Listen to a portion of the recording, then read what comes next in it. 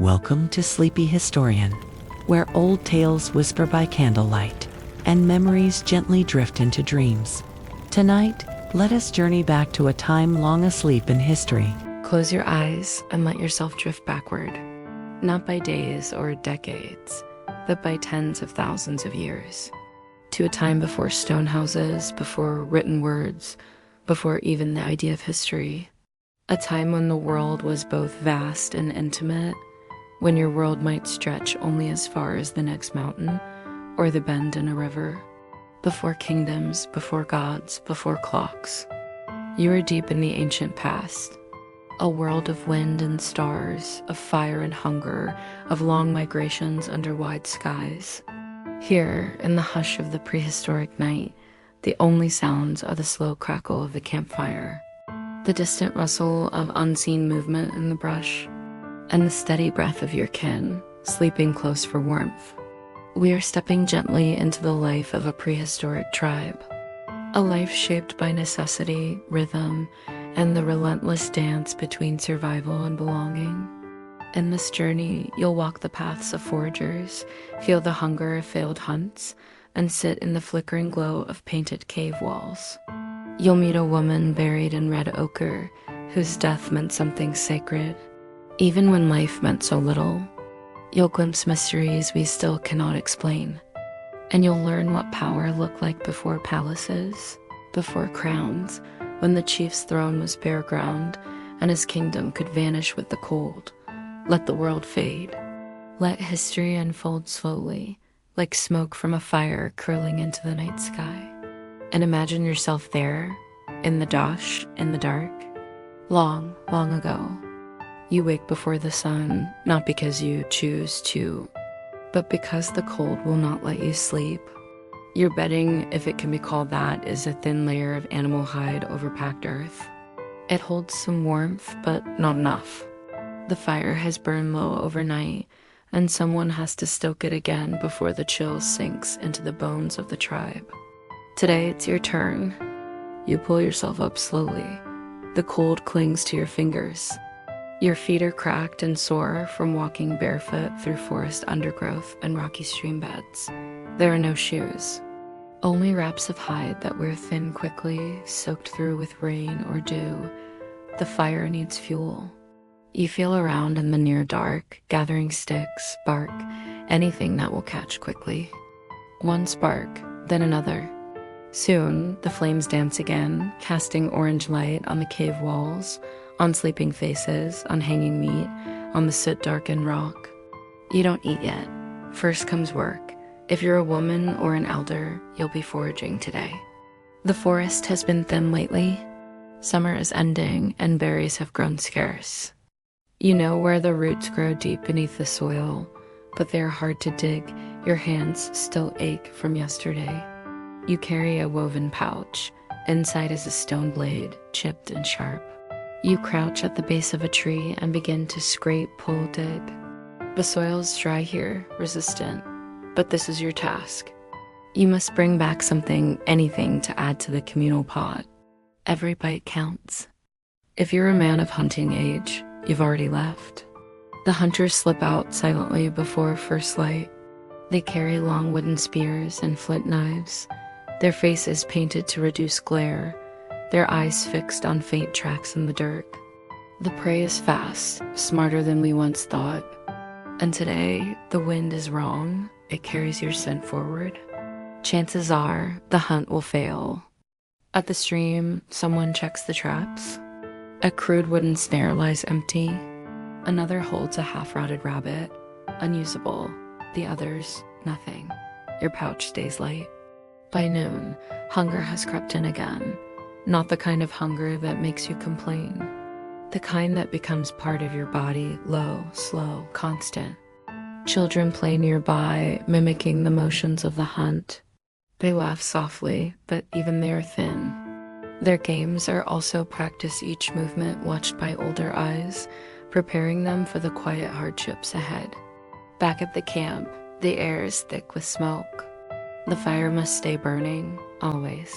Without it, there's no warmth, no cooked food, no protection from the darkness beyond. but the smoke stings. It gets into your throat, your eyes, your skin. Inhaling it day after day wears you down, little by little. Your lungs grow heavy. Still, the fire is sacred. It is life. It must be fed, like the tribe. As the sun dips low, the hunters return, empty-handed. They do not speak. Their faces are flat, unreadable. A glance is enough to share the truth. Tonight there will be little food, a thin stew, no meat. The elders will go without. No one says it aloud, but you all feel it. The unspoken law of the tribe: if the old go hungry, the young may survive. If you fall ill, there is no cure. Only comfort and silence. The night arrives cold and wind-torn. The fire flares, flickers, then settles. You wrap yourself and hide and listen to the quiet. A child cries briefly, then is hushed. You sleep light, always light, because the dark is never empty. And the cold always comes back. The cave is silent now, long abandoned, cold, still. But once, perhaps 19,000 years ago, it echoed with voices, breath, and fire. And beneath its sheltering rock, someone laid a woman to rest. This is El Mirón Cave, nestled in the Cantabrian mountains of northern Spain. From the outside, it looks like many others, just a mouth of stone, dark and patient. But inside, in 2010, archaeologists uncovered a mystery. A burial, ancient, deliberate, and filled with quiet meaning. They called her the Red Lady, not because she wore red, but because her bones, her very body, had been dusted in powdered ochre. Red as the evening sun, red as blood, red as memory. It is one of the earliest known burials of its kind in Western Europe, and yet we know so little. There was no elaborate tomb, no carved stone, no artifacts left to speak for her. Just bones, stained in ochre, laid beneath a slab of limestone that had collapsed long ago. She had been tucked into a small niche in the rear of the cave, as if hidden away from the world. The ochre was not accidental. It was painted, placed, pressed into her, a pigment made from crushed rock and iron oxide. A ritual material, a symbol of what, we can't be sure. Was it a mark of status, of transformation, of mourning? Some believe ochre was thought to represent life or blood or rebirth. That coating the dead in red was a way to return them to the earth with reverence. Others suggest it may have been linked to spiritual beliefs, the journey into another world, the honoring of the soul, the marking of sacredness. Her bones tell us she was not old, likely in her mid-30s. She had lived a full, though likely difficult life. Signs of wear and strain on her limbs hint at years of labor. Carrying, climbing, enduring. Her teeth were worn, as many were in that time, from a rough diet and grit in the food. But her burial was rare. Most prehistoric remains we find are scattered, fragmented, unmarked. Death, like life, was often practical bodies left behind as the tribe moved on. But the Red Lady was not left behind. She was chosen, honored, remembered. Imagine a moment. The fire glows dim in the cave's hollow. The air is thick with smoke and grief.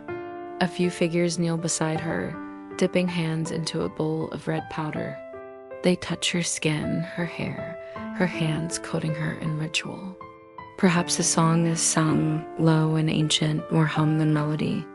Perhaps someone places a stone beside her, a talisman, a goodbye. Then they cover her gently, and the silence begins. For centuries, then millennia, the cave stood still. Seasons passed, forests rose and fell. The tribe moved on, their stories scattered like leaves on the wind, but this woman remained. What was her role? Some researchers speculate she may have been a shaman, a spiritual guide. Others believe she was a mother, perhaps a matriarch, a leader, a woman whose loss touched something deeper. Or perhaps she was simply loved. In a world where survival was the focus of each day, love too could carve out a sacred space. And in her burial, we glimpse not just her death, but her tribe's attempt to preserve something, a connection, a memory, a hope. And then we ask, was she truly alone? Other burials, similar in age, have been found across Eurasia. Some with ochre, some without. Some buried with tools or ornaments, some in fetal position, others laid out flat. Each one is a whisper, a fragment of belief. In El Mirón, only her skeleton was found. No grave goods, no carvings, just pigment and bone. And yet it speaks of early human emotion, of reverence, of something more than instinct. In her, we find the first threads of culture, of mourning, of ceremony. We do not know her name, but she is remembered now, not as just bones beneath a cave, but as the Red Lady, a symbol of the moment when humans began to honor their dead, not just leave them. And in that gesture, a new chapter began. Now, imagine a night deeper than memory. The fire flickers low. A torch has lit its glow, casting shadows that dance across the walls.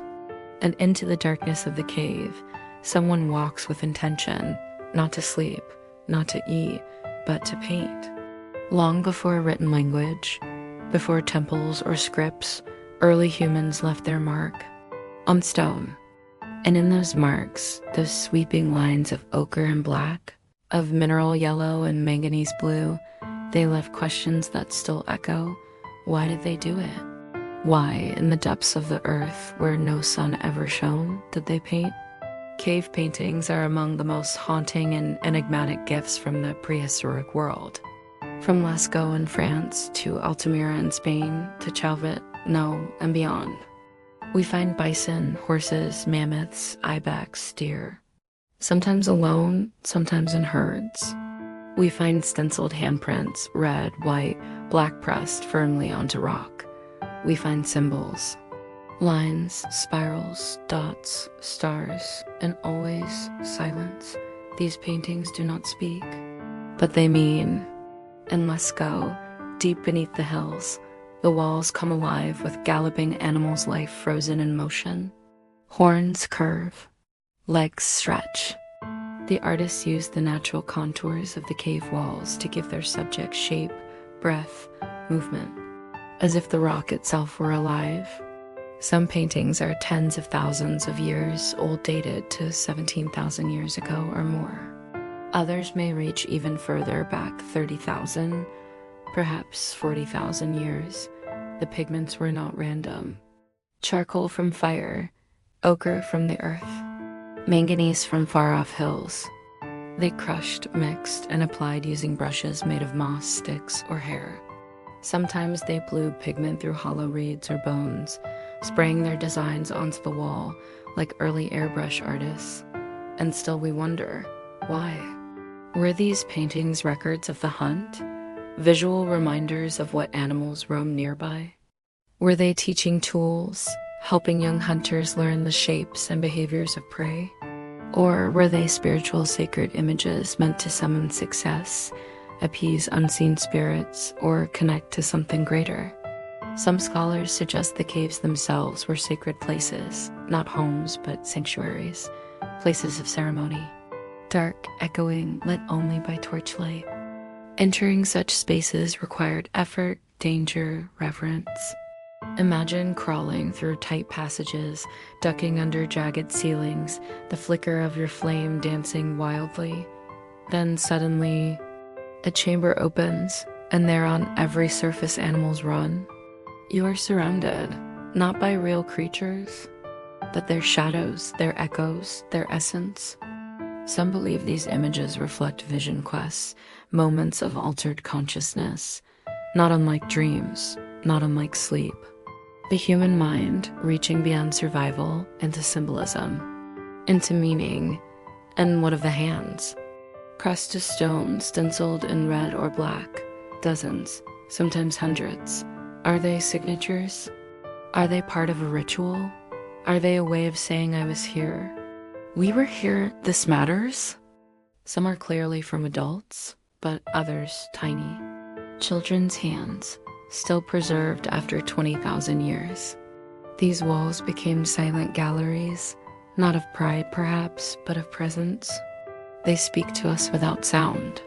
They remind us that early humans did not live only in the body, but in the mind and the spirit. They wondered, they imagined, they sought to leave something behind. Today, when we enter these caves, we do so with awe. We tread softly, our voices hushed, as if entering a cathedral. And perhaps, in a way, we are. Not a place of worship in the modern sense, but a place where time folds in on itself, where our ancestors whisper through pigment and stone. And in their art, we see not just animals or symbols, but the first flickers of thought, belief, identity. A bison, a hand, a line of dots, simple and yet profound. In the end, the mystery may never be solved, and maybe that's the point. Some things like dreams, like firelight, like the hush of night in a cave are meant to be felt, not understood. The fire crackles softly, voices murmur low around it. Figures sit cross-legged, their faces marked by soot and time. And at the center, closest to the warmth, sits the chief. But he wears no crown, no throne supports his back. Only a hide laid thicker than the rest, and the quiet understanding that for now he decides. In a prehistoric tribe, leadership was not permanent. It was not inherited in gold or blood. It was earned day by day through action and through presence. The chief was not necessarily the strongest. He may not have been the best hunter, but he was the one whose voice the others heeded, the one who remembered the river that never froze, the one who spoke when the storm came. His power was practical, grounded in survival, not ceremony. Still, there were rituals. When food was brought in, it was the chief who took the first cut, not as indulgence, but as tradition. The choicest meat, the liver, the fat, the marrow, was a gift, a burden, a symbol.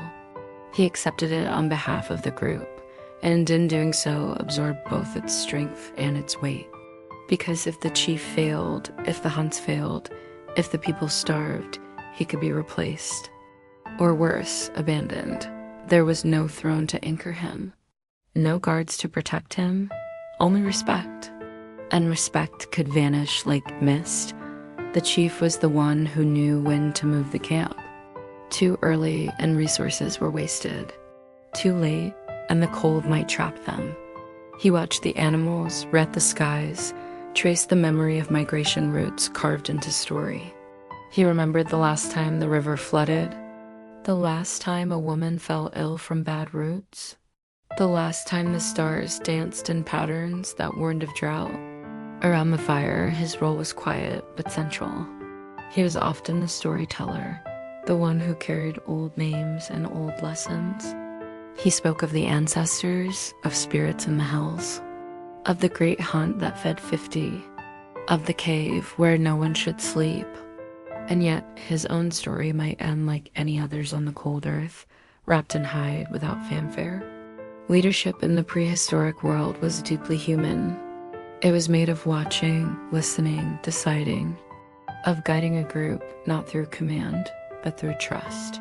But that trust was fragile. If the fire went out, if sickness came, if the food ran low, doubt crept in. Somewhere near the edge of the camp, another might be watching, younger, ambitious, trusted by the hunters. Someone who offered new paths, new chances, and the tribe might shift. One evening, the circle might form, and the chief might no longer sit at its center. There were no battles for power, only changes in position, like pebbles rolling in a stream, subtle, silent, inevitable. Yet while he held that place, the chief carried the tribe's spirit. When strangers were seen on the horizon, he was the first to step forward. When a child was born, he chose the name. When someone died, he marked the passing with words remembered from before. He was, in many ways, the memory of the group, a living archive. But even memory must rest. At night, when the fire burned low and only embers remained, the chief slept on the ground like the others, no softer, no warmer, his breath slow, steady, his eyes closed against the wind. In that shared sleep, power faded, the circle dissolved, and all were equal again. Tomorrow, the work would begin anew. The foragers would rise, the hunters would vanish into the mist, the children would play at war and fire, and the chief would wait, listen, decide, until his time too would pass. Now, as the fire dims and the night deepens around us, let us reflect. Life in a prehistoric tribe was not glamorous. It was hard, raw, filled with hunger and hope, silence and story. Each day was a negotiation with the land. Each night, a prayer for warmth. But within that harsh rhythm, there was meaning. In the hands that painted caves. In the voices that honored the dead.